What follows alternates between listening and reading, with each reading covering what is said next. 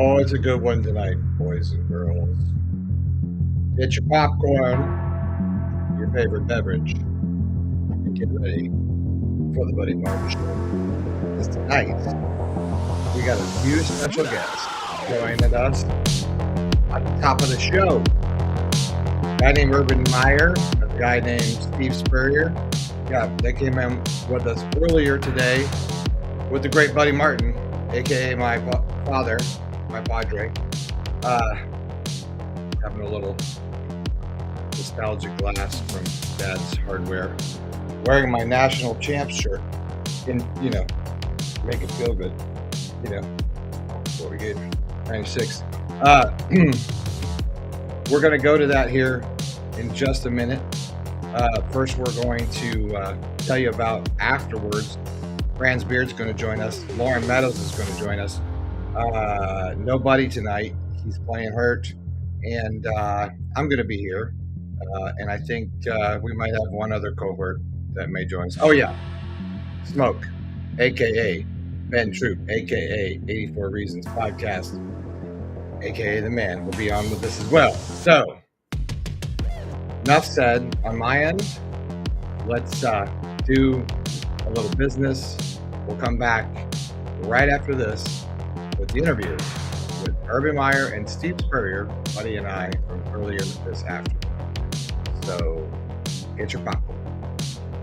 Welcome to the show. Yes, it's time again for Buddy Martin. Call him up and tell him what you're thinking. But be kind because he's doing the best he can. Better, stronger, faster. Mama says that alligators are ornery because they got all them teeth but no toothbrush. Hey, what if the voice calls while you're gone? Take a message. Bye. You ready, champ? I'm ready for this my whole life. I'm incapable of small talk. But that's why you love me, right? Kind of intimidating to be in the presence of so many great athletes.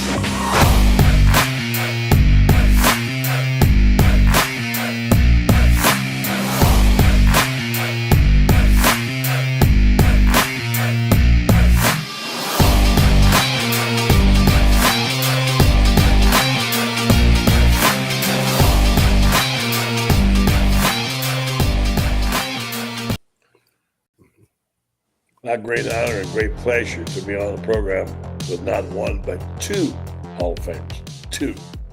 One who's been in there a while and one who got in there from me. Congratulations to Urban and Steve. Steve's got one more Hall of Fame on his gun barrel. Urban, congratulations on making the Hall of Fame. That's wonderful. Yeah, thank you. I got a person that grew up idolizing college football, what it stood for, and think that I get to represent these great schools I work for and the great players and coaches I work with. So it's an honor to join Coach Spurrier in the Hall of Fame. I don't know if you ever can set out to say, I'm going to be a Hall of Fame coach. I don't think it works that way. But at what point, and I'll ask Steve the same question, did you think about that possibility of you being in the Hall of Fame, Urban? Well, you're human, and I remember like SID, Steve McLean and Jerry Emig, the SID at Ohio State. They both told me, near the end of my career is that, this is how it works and all that. I'm thinking, holy cow, this is serious. So during your career, you don't have time to think about stuff like that. But once I retired, the SIDs, I had two great ones, just brought it to my attention and taught me told me how it works. So that's when I started thinking about it. When you realize that and you start thinking about who you're in there with, Coach Meyer and Coach Spurrier, you think about who's in that hall with you. That's got to be overwhelming, Urban. It is, and what's going to be really neat is a lot of these college players that I had, a lot like Coach Spurrier, are going to at some point be in the Hall of Fame. I went to Tebow's event 2 years ago, Alex Smith this last year, and there's many more to come. So the one thing about Hall of Fame coaches, you can promise you there's some Hall of Fame players right behind them or sometimes right before them. Self, thinking about Hall of Fame coaches and whatever, I'm going to ask you both the same question. Back when you were a young coach, when you thought about Hall of Fame coaches, what picture came into your mind, Steve? Oh gosh, I didn't really think a lot about it as a youngster. Uh, Obviously, we knew who the all-time, great coaches were. General Neyland at Tennessee, for an example, and my coach Ray Graves is in the College Football Hall of Fame. You knew that, right, buddy? Yeah, he, Yeah. he won. He won right at 70% of his games here at Florida, which was by far the best uh, until Coach Urban and I after him and so forth. But anyway, I think when you're coaching, you don't think about it. And then when your days are over, you look around and say, "Ooh, man, I hope I get in this College Football Hall of Fame." And congratulations to Coach Urban. Well deserved. And there's some other honors here at Florida. We need to get him in also here, hopefully within the next couple of years. Yeah, that for sure. I mean, you guys did it all. You got all the heartburn, the number of championships. I've got it written down here somewhere. You guys know it. 3 national championships. I think 9 SECs. You guys got them all. I don't know if 2 coaches ever dominated one school as much as you have. I know you're both proud of it. Let me start with Steve and ask you, Steve, how did you do it? Why and how are you so successful? Well, fortunately, I got here at the right time, buddy. I got here when Galen Hall had recruited extremely well. Emmett Smith was here, but he went pro before our first year. But we had the third best defense in the nation that returned 8 starters in 1990. Urban, you probably didn't know that. But I came here and I looked around at these guys, and we had wide receivers. We had ball players all over the place. And Shane Matthews happened to be here, and he can play. SEC Player of the Year 2 years in a row. So the talent was here, and then just the attitude of, hey, fellas, we are good enough to win the SEC, and let's make it a goal. And that's what we did, and we went and did it. And then that carries on, year after year after that. So I was fortunate to inherit a really talented team and a quarterback that was here. He wasn't playing. He'd been here 2 years, never played at all, I don't think. But that started it, and then we were able to keep it going with, Danny Warfel and all those guys. And when your best players or your best leaders also, sort of like Tim Tebow and all the players Coach Urban had there, you have a chance to have those big successful years. Well, Urban, you come into a situation where you've had a coach that won a national championship, won a bunch of SECs, 6, very popular guy. And my gosh, I know you had to feel the pressure because, of what the shadow that Steve cast, but you managed that. How'd you do it? Well, the similar situation to coach is that I took over for a heck of a coach, Ron Zook, and a great recruiter. I did a little talent evaluation. I had a couple other job opportunities when I was at Utah, and really when Steve Spurrier started the style of play, and I never really knew much about Florida, actually growing up until because I think to follow a guy that's done it is a little easier than a guy that takes over a program they've really not done it. Mm-hmm. And it's really amazing the history of Florida. As many great teams, great players, great coaches, they don't have many banners that show for it other than I think 91 was the first SEC championship, and then obviously the 96 national title. So once it's done and Florida became the place everybody wanted to be, I was one of those people.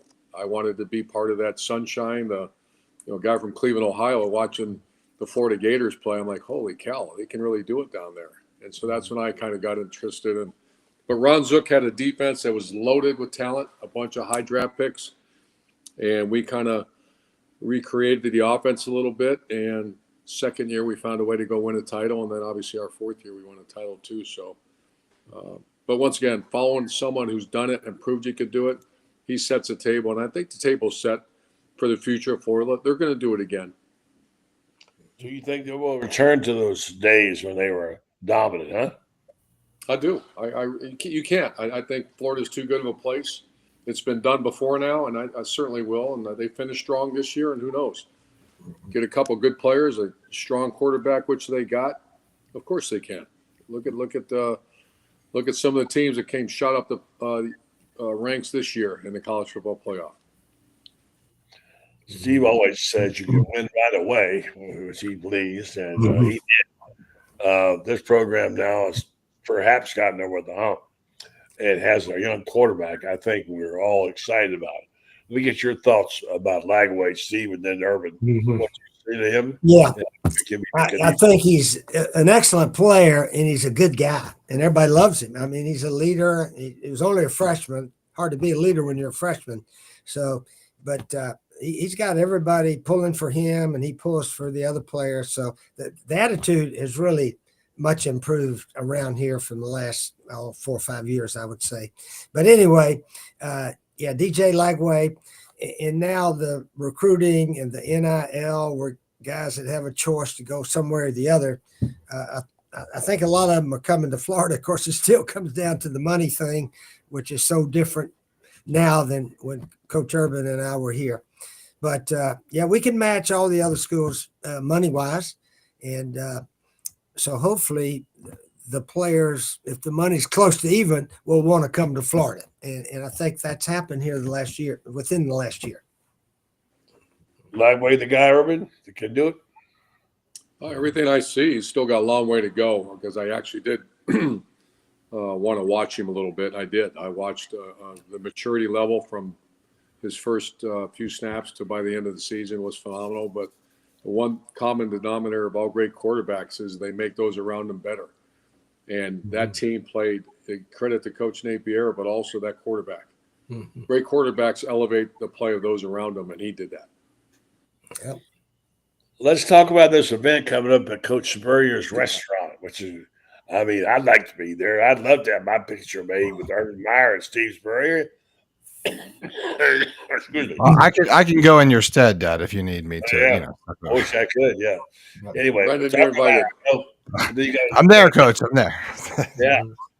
Yeah. So it's going to be 2 to 4, I believe. I got the information Freddie sent me. Friday, got a couple of celebrity bartenders in there, I understand, too, huh? Who is that? I don't know. Jerry and our wives. Oh, yeah, Jerry right. Shelley and Jerry Shelley, and also Jerry. that big middle linebacker that played for us, Brandon Spikes. I understand. Yeah, Brandon. They wanted me and Coach, but I said we're not going to do that.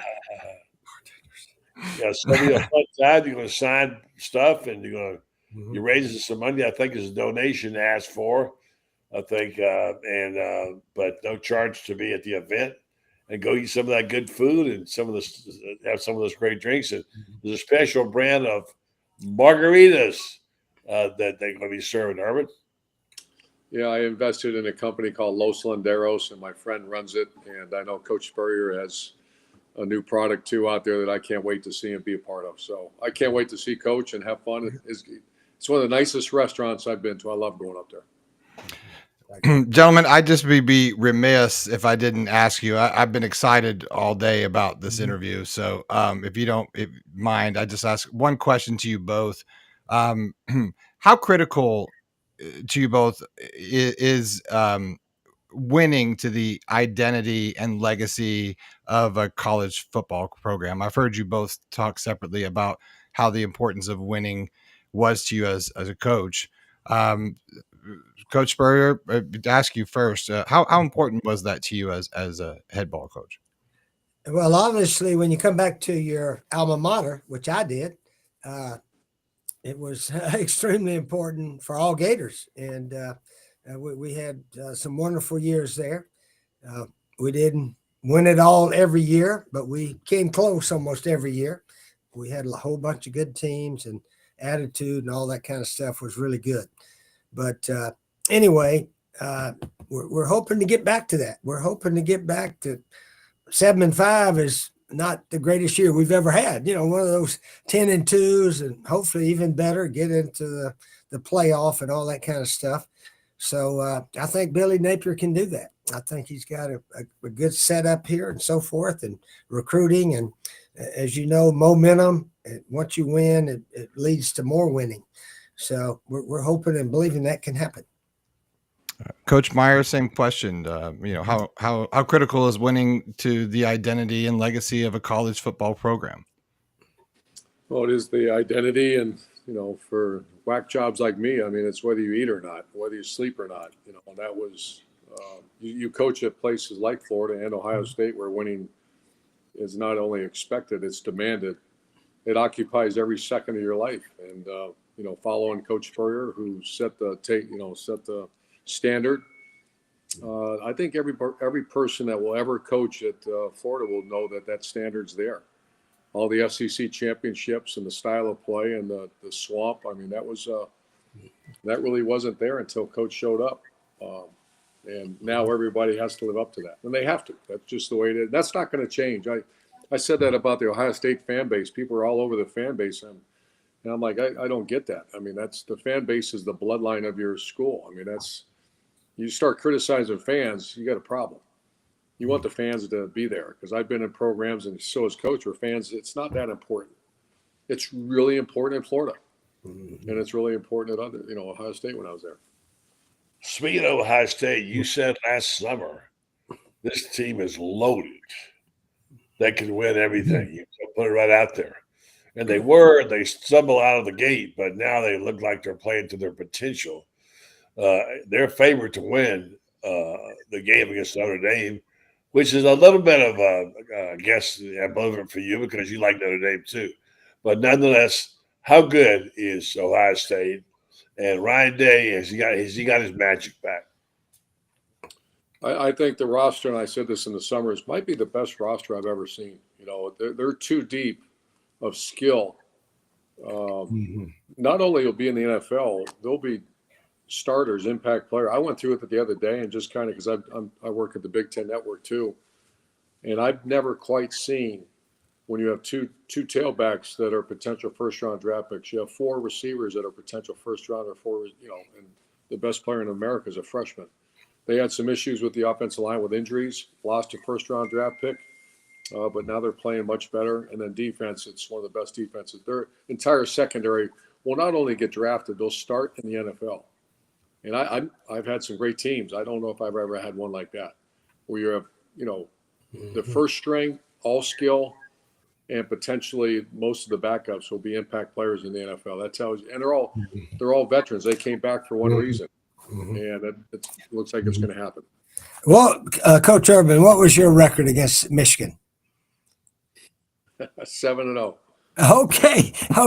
How in the hell did they lose to Michigan this year? That's what because Michigan did beat Alabama, right, buddy?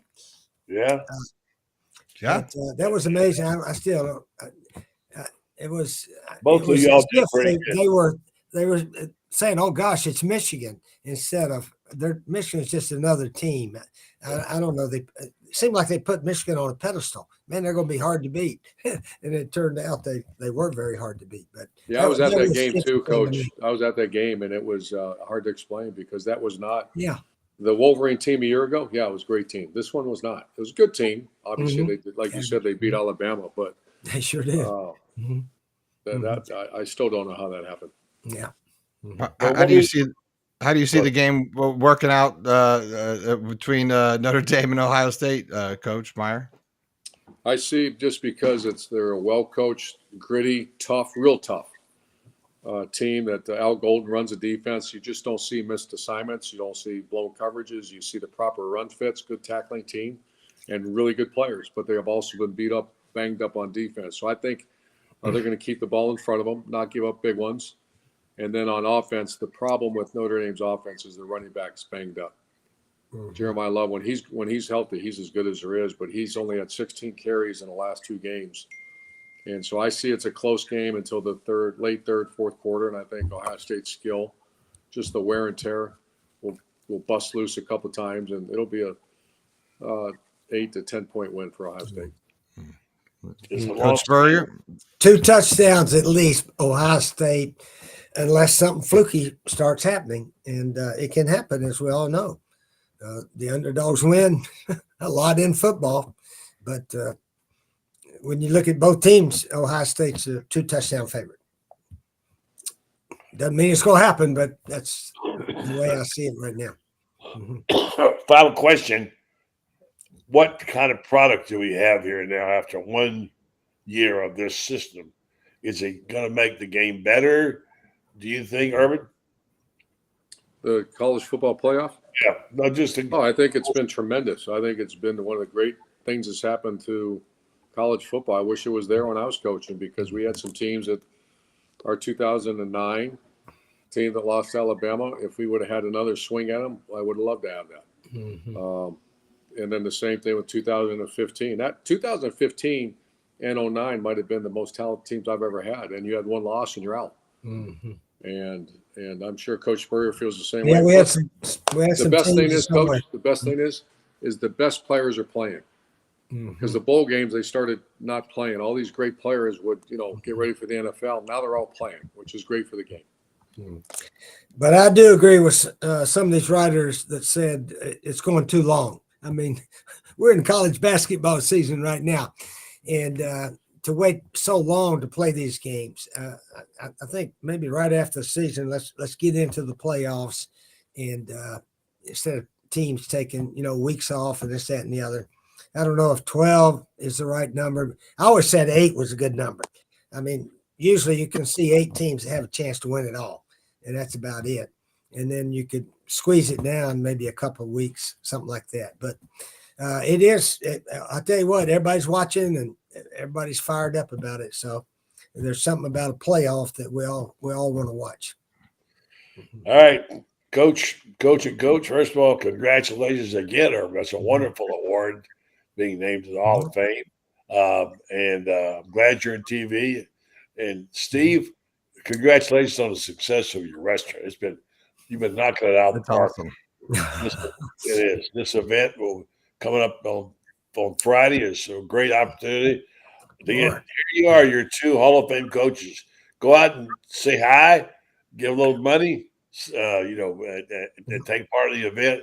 Great job by Freddie and by the folks out of the Stevensburg Ground Drill. Thank you both very much for being on this. All right, Coach Urban, I'll see you tomorrow.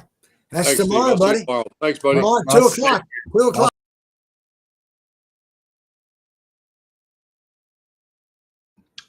Well, there you have it.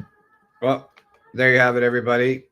The interview tomorrow, 2 o'clock, the big event. Either of you guys going to be there? Lauren, I'm trying Drew? to get there. I'm coming into town a little later, so I'm coming back from Tuscaloosa tomorrow, so I don't know if I'll be able to get there in time, but I hate that I'm gonna miss it. I was supposed to come back in town today. Things kind of got pushed back, and so we had to stay another night. So I plan to be there, but I'm gonna miss it. I don't think I'll be able to get there. Well, Ben, I don't know if you heard the personal invite that I got from Urban Meyer. Told me to show up. He ain't nobody. He ain't nobody. I mean, he just said, Brendan, I'm just saying.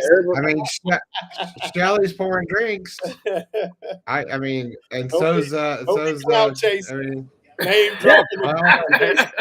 Listen, Brendan is saying I'm a somebody. I've been a somebody a long time. I keep on YouTube. I keep it. No, it's one of those. No, it's one of those things to where Brendan gonna start something out front, Lauren, just so security will grab him, just so Urban to go, let him go. Oh, I would really? 100%. That's my move. That's my move. The guy gonna be like, they're gonna be like, Urban, you know him? That's Brendan. That's Brendan Martin. Man, I'm sorry, man. He like this. Man, let me go. I'm smoking. Love it. What we are welcoming to the program, Francis Beard. Francis, welcome to the Buddy Martin Show. How are you this evening? Well, it seems like you guys have cornered the market on Thursday night fun. Well, the great interview, by the way, Buddy, with Buddy Steve Spurrier and Urban Meyer earlier this afternoon. Yeah, I'd set that up. Playing hurt, Buddy's not doing so great. So prayers and thoughts go out to him. Franz, you don't sound so good either. I've had better days. I've been fighting this stuff off for days, and it just doesn't want to go away. Yeah, it doesn't seem like it's very fun. I'm not getting sick, I've decided this year, so I stay in a steady diet of Jack Daniels and podcasts all the time. That's all I do. So if I don't leave this room, I'm sort of like, I'm safe. Well, That's they what I say say. alcohol kills germs, so Yeah. Well, I don't know. Franz, will you be in attendance tomorrow night over at the event with Urban and Coach Spurrier? no, I won't. Unfortunately, Okay. I'm All right, well, you go.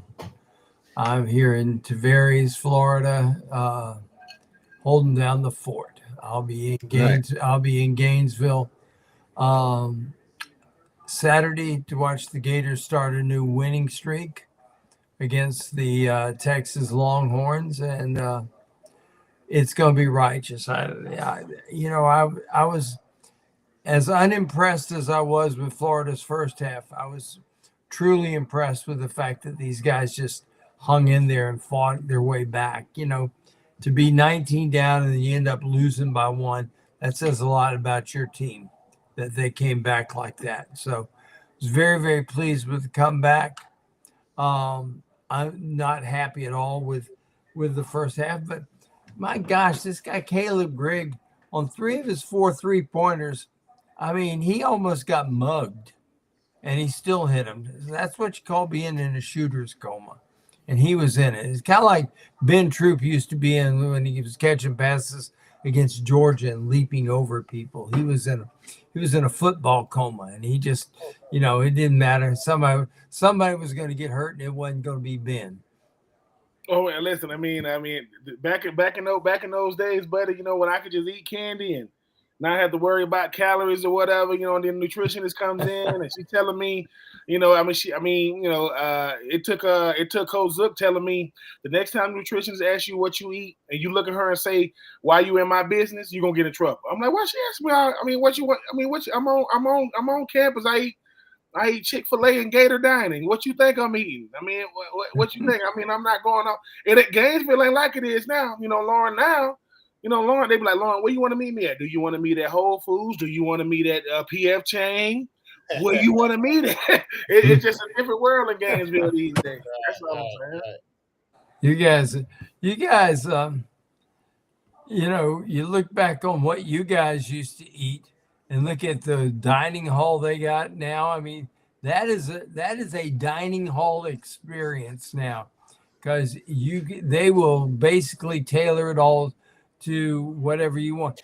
And you know what? It's interesting because they got this idea at Auburn. Auburn's got a 24-hour cook to order chef on duty at all times.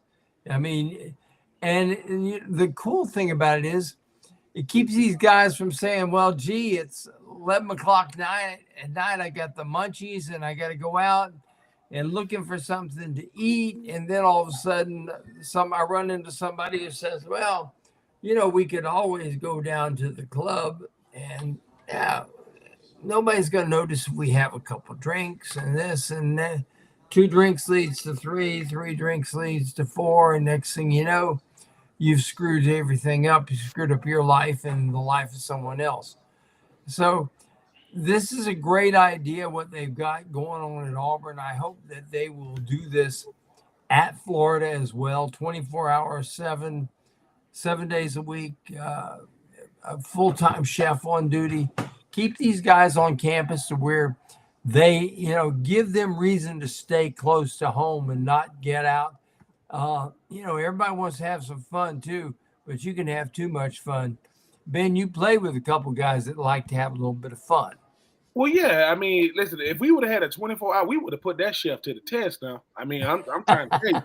I'm not saying, and when people start talking about innovation in college, that's innovative. You got a 24-hour a day, 7 days. And mind you, this chef is not being utilized the way he or she should be. We don't know what to order. People think, what are y'all ordering? Well, what do 18 to 22-year-olds eat? Pizza, chicken, stuff that we can recognize. Hamburger. Exactly. It's almost like we call it. At a certain point in Auburn, they're gonna be like, "Hey man, it's me." They ain't even tell you that this you again. What you want? Man, can I get you want a double cheeseburger? Cordon bleu and white wine sauce. Listen, man. Listen.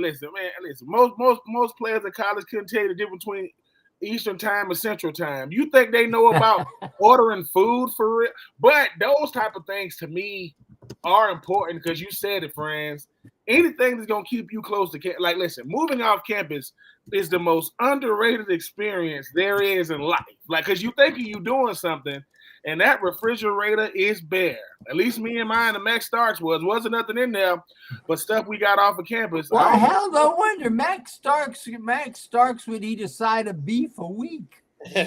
I'm just saying, the worst. Listen, when me and Max Starks moved off campus, I love his mom to death. His mom gave us a china cabinet. Now, I didn't want the china cabinet. You know, he didn't want the china cabinet, but we had to.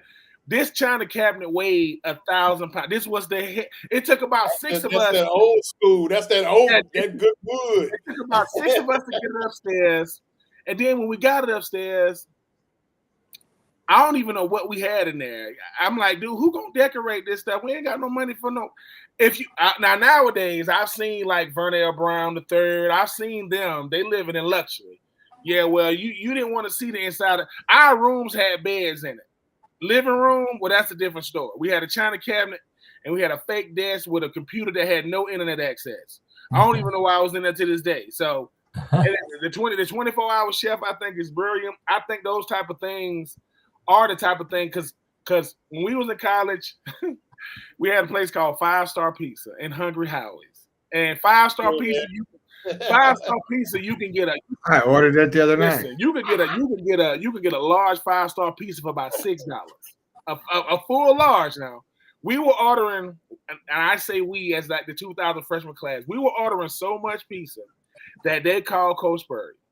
They said, "Coach, who is this? This is Hungry Howie's.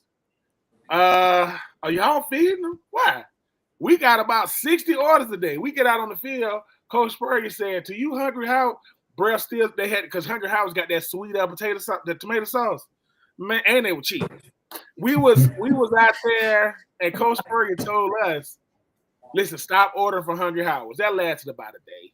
We didn't because in our mind, I'm like, okay, listen, ain't nobody trying to get no Papa John's and no Pizza Hut. Pizza costs $10. No, bro, ain't nobody got no $10. I got a whole dorm hall, a whole section. Me, OJ Small, Kevin Kite, and Travis Harris, we might have $15 together. And then somebody come out, what about wings? What about them? No, bro, we ain't getting no wings. No, ain't no splurging over here. So I got to ask you a question about Max Starks now. Did Max Starks ever take you to the funeral home? No, Max. So Max being from Orlando. One time, so Max was a very, very hard sleeper. Max had this Dodge Intrepid, man. I used to take it for a ride a couple of times because I know he ain't gonna get up. I know Max ain't gonna. And one day, the Intrepid just went away, and I had a car, and he wanted to go. He said, "Ben, we need to go. I need to go home." And friends and Brendan and Lauren, it scared me to death because he ain't really saying. And I know his background is what he doing, morticians. And so we about 20 miles from Orlando. And I said, Max, where the hell we going? Because it ain't like I can stop him. I mean, ain't like if he tell me, I can't do nothing if he say, I met Max in 2000 at the Florida-Georgia game Hall of Fame. The Florida-Georgia game, All-Star game in Atlanta. We going to the gift shop. And me and Max were reaching for like the same Snicker bar or something. And I put my hand, he was behind me. I didn't see him walk in. And he like grabbed, and I grabbed it in his hand and go, and I looked. And when I saw him, I just dropped it. I said, you good. You can get this. I'm going to let you have this one. And then Max started talking. So, Max talked like, Max talked like Bryant Gumbel. Max, that's how he talk, right? And I remember I said, what does that mean? I said, what's your name, man? He said, Max Starks. I said, what school you going to? He said, I'm going to Florida. I go, how old are you? He like, 17. I'm like, what the hell? You're 17. You're 17, 6'9", but I'm just saying Max Starks and Shannon Snell. Listen, I don't know who. Florida got a documentary called Swamp Kings. If they did a documentary on just a documentary on the classes that came in, not what we did, I would put 2,000 just from the stories. I would put 2,000 recruiting class. We had some of the most Willie Green, Gus Scott. What a running back Willie Green could have been if his high school coach hadn't run him even when he knew he was hurt. I mean, I saw Willie Green when Willie Green was a sophomore. And when Willie Green was a sophomore, he gained like 2,500 yards, scored 30 touchdowns, and it was like, foof, foof, foof. I mean, Noel Devine, Chris Rainey, all these guys, they look like they were plotters compared to this guy. This guy, I've never seen anybody who could make that jump cut and be full speed when he makes the next cut. I mean, I've never seen anybody who makes a full speed jump cut and then is full speed still going forward.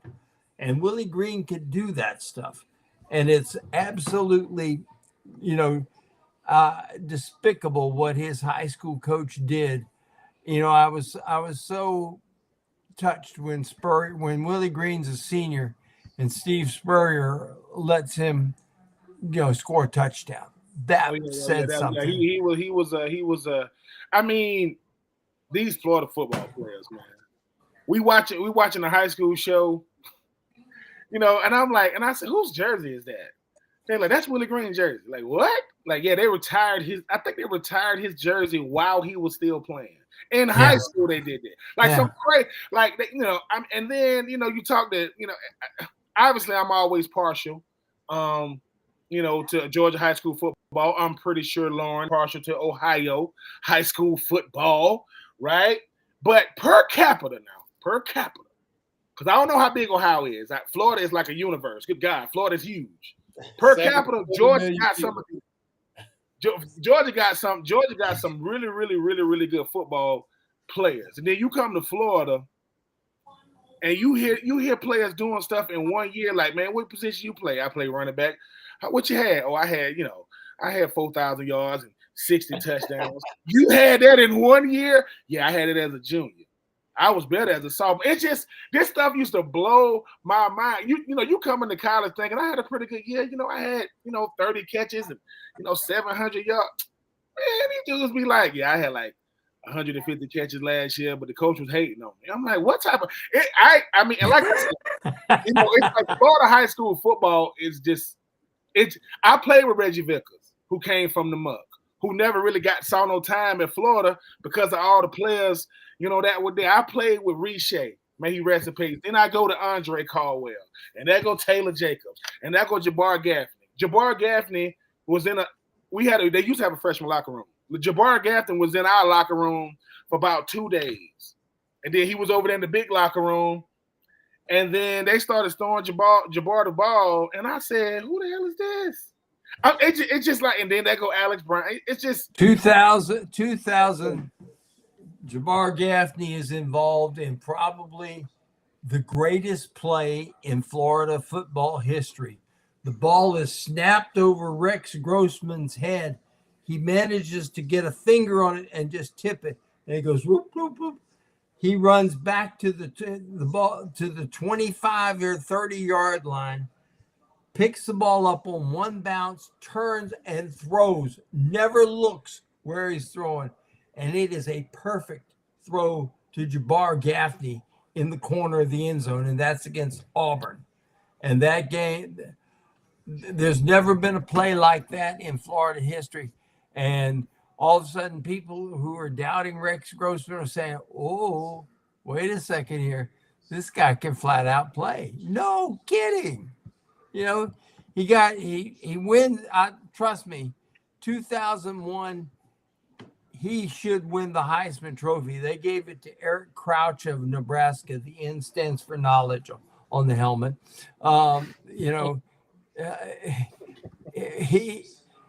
They can party in Lincoln. Right? They gave it to Eric Crouch. A guy who, I think already had like 4 women pregnant by the time he got to be a senior.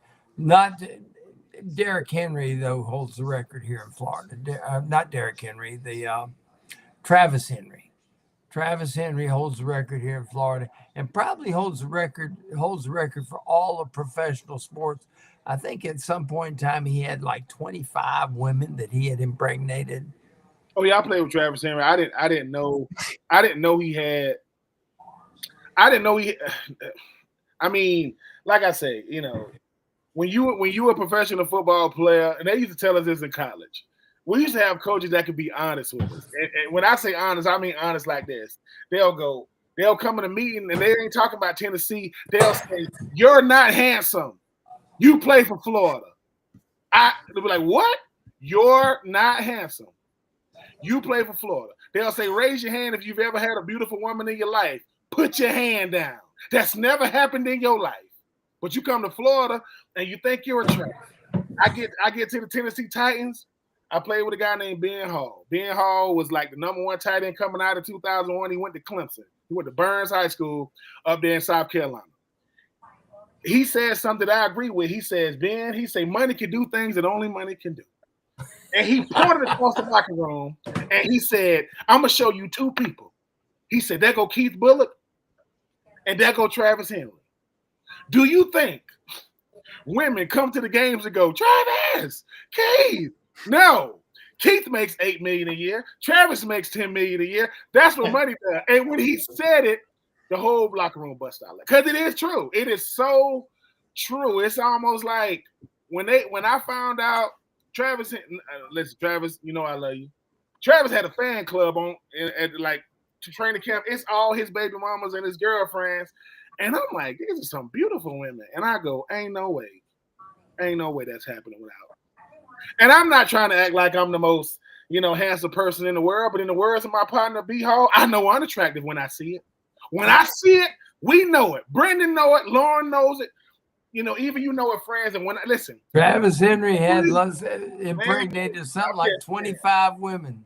Man, let me tell you something. When B Hall said, "Boy, you got a face only your mother can love," he was just being honest. Anyway. I'm just saying.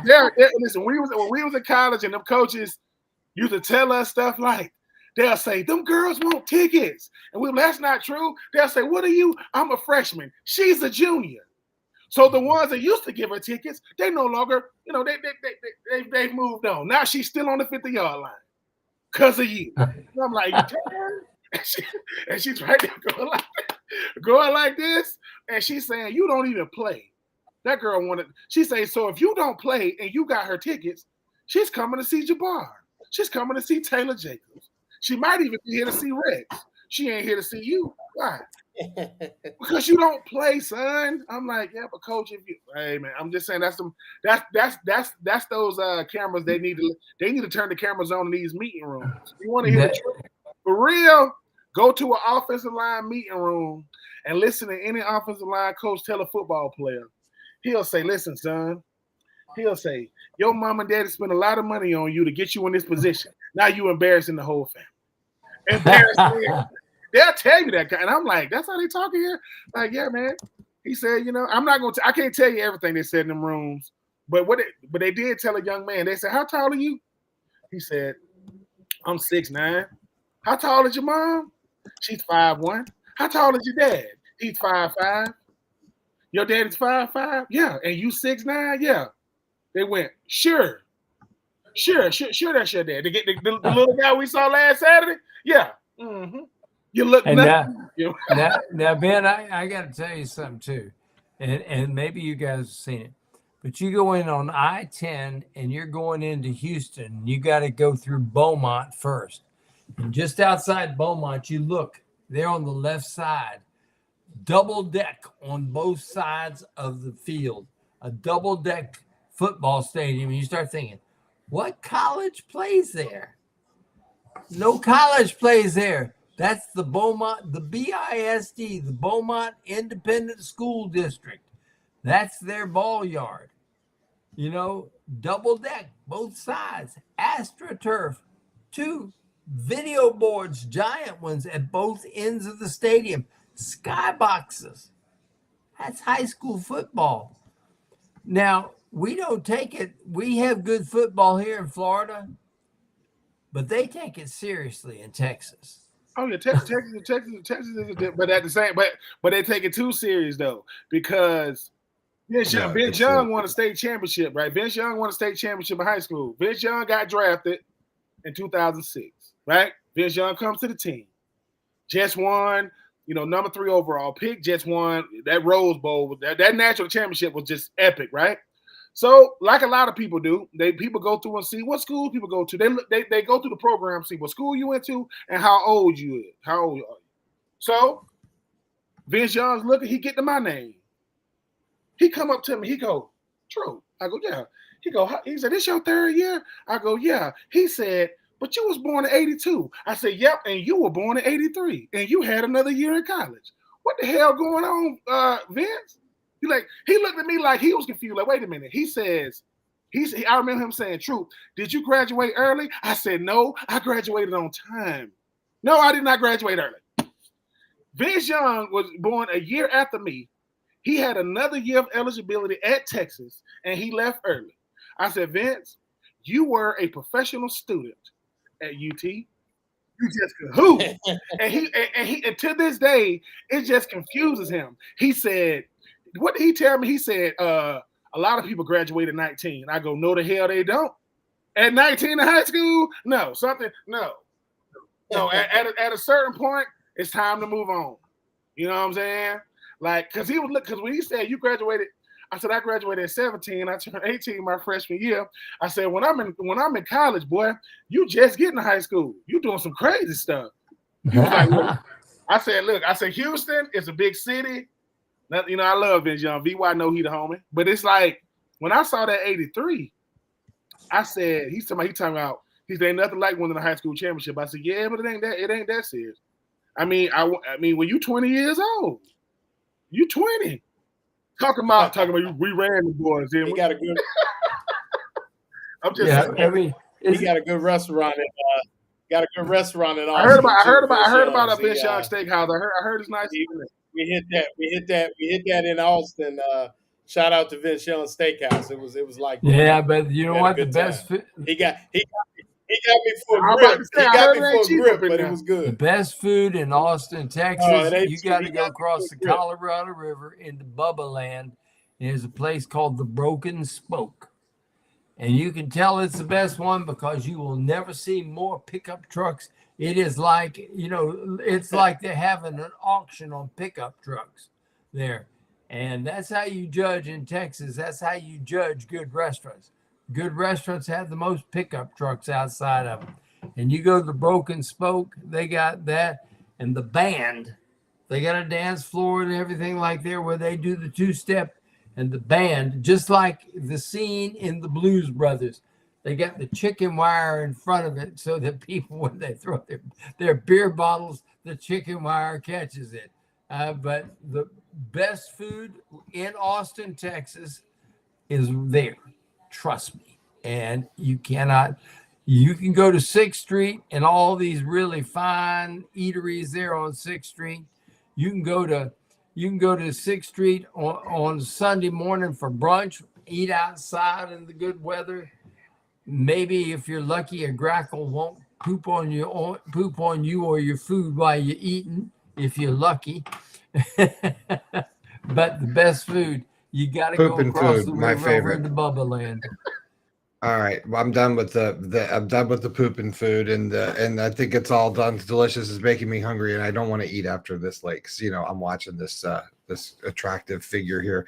Hey, I just want to mention Florida retains their running back coach Jabbar Jalouk. Do I say that yes, right? Jabbar Jalouk. Back. Wanted to hear Troop. What do you think about that? We'll go around the horn here. I think it's great. I think when you start talking about what the bell cows for this offense last year, taking it away from DJ, the running backs have been they have been a staple for this offense, especially last year. And I like the fact that they do it. He get his own 24 to 48 hours of shine, so the other recruits can see it, the current running backs can see it, future running backs can see it. I think you take care of your people, and right now the running backs is what they definitely doing their thing. So shout out to coach, man, for getting adding some more zeros to him. Lauren, best running back coach in the business, hands down. I mean, you look at his lineage, guys like Leonard Fournette, Darius Geis, guys in the Raheem Mostert, guys that he had in Louisiana. I mean, top-notch guy, great human being, cares about the kids.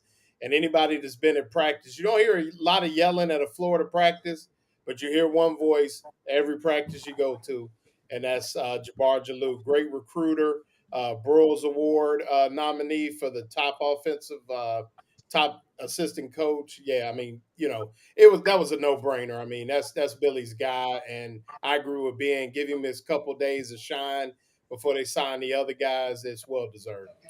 Jabbar Jalouk is in a league all by himself when it comes to coaching running backs. All you got to do is look at the guys he had at Louisiana. They all made it to the league, and But the thing about it is, you listen to the guys talk about him, and that's the thing. And they say, when an assistant coach is doing his job, when the players talk about the fact that, hey, I think of this guy like I think of my dad, or guys that don't have a dad. This is my dad, they'll tell you.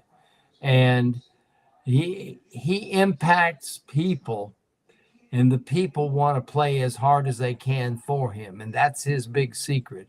Is everybody teaches the same technique. Everybody does. Nobody's got any secrets on the technique.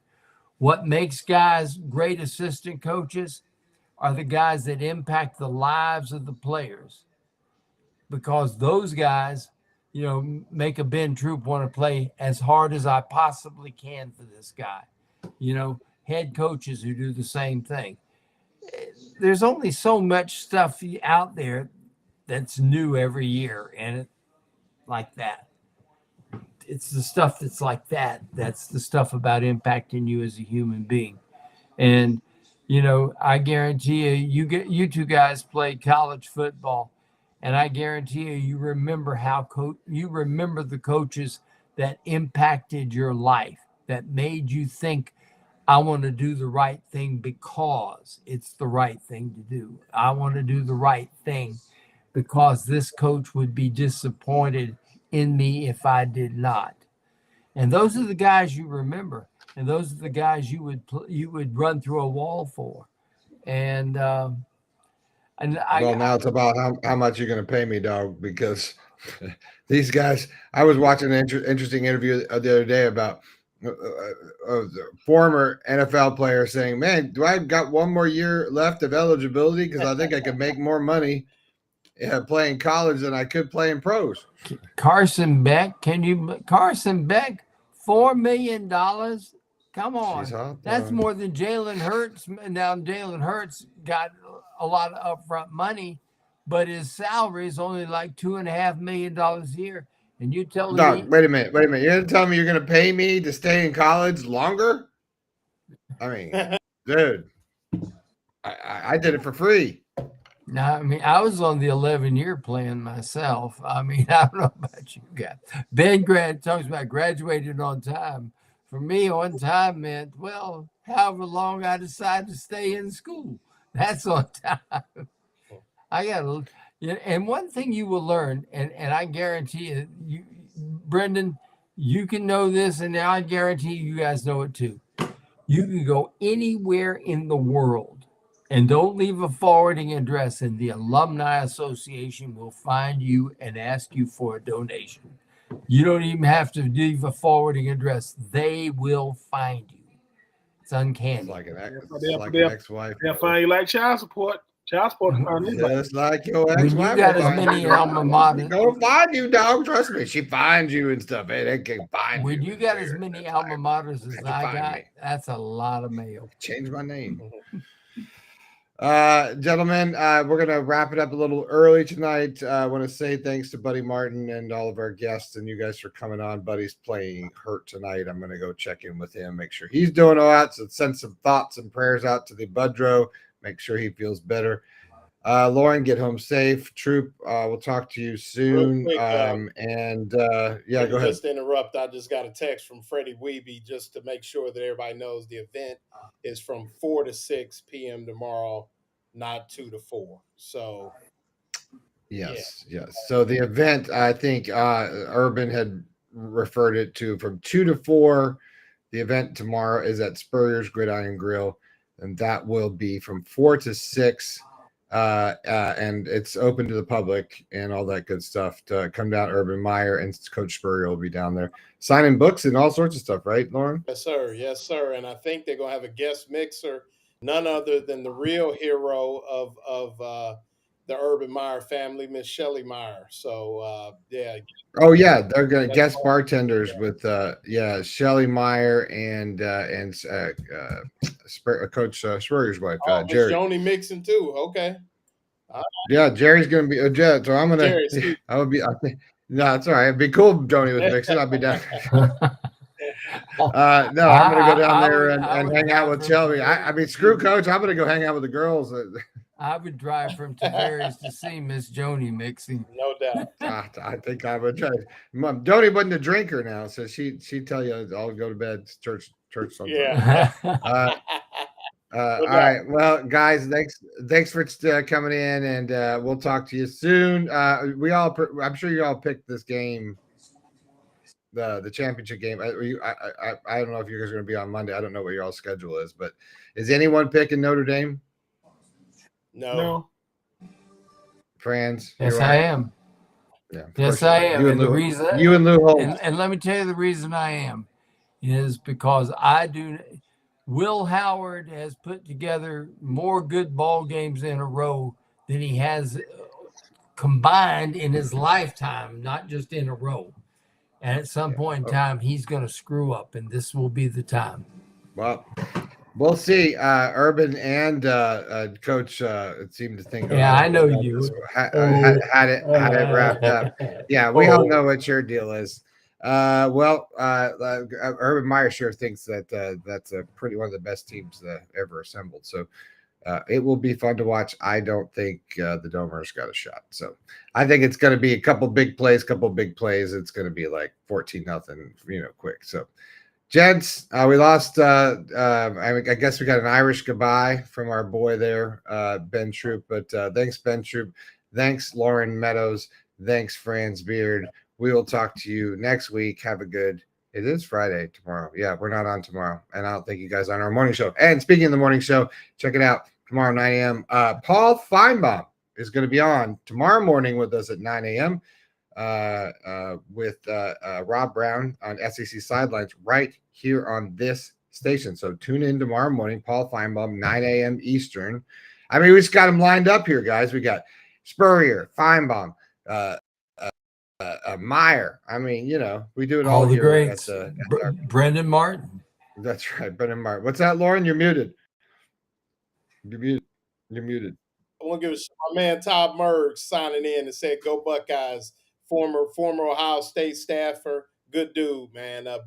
Real good friends with Billy Gonzalez. Him and Billy go back to the Kent State days, so long time ago. BG needs an extension. Yes, BG. Raise the boy and give him an extension. I think I'll get the cocktail before I get anything else. I guess we got another Irish goodbye from our boys. Good night, everybody. We say good night. Everyone's taking off. I want to say thanks to Red Star Medical Research. Tomorrow's answers to the health questions stuff today. Check them out. They're all over North Central Florida. They are our number one sponsor that have been with us forever, not our number one. There's a QR code for them in our chat. Check them out, redstar.net. Then, of course, Meldon Law. They have been premier lawyer for the University of Florida for forevermore. You need any legal needs, anything that's happened to you in that realm, please call Meldon Law at meldonlaw.com. Get their phone number from there. And then, of course, Titan MRI, expanding new ownership. They're going to be all over Gainesville and again, the North Central and Central Florida region. Check them out at titanmri.com. We played all those QR codes and stuff for you all earlier. So thanks to Urban Meyer, thanks to Steve Spurrier, thanks to Buddy Martin, thanks to Lauren Meadows, thanks to Francis Beard. Do we get them all? I think so. No, and then thanks to my man, my brother, because we are brothers because we both have the same father. If you don't know that, you don't watch the show. Ben Troop, thanks to him, always coming on. Check out tomorrow morning with Rob Brown right here on SEC Sideline Sports. We're going to have our regular guests on with Doug Dean and Rob and myself. And we'll, of course, have Paul Feinbaum off the top. So check it out, guys. Thanks for watching. And as always, got it on tonight. As always, as I say on this show, because it will always be the OG, I say thank you and go Gators.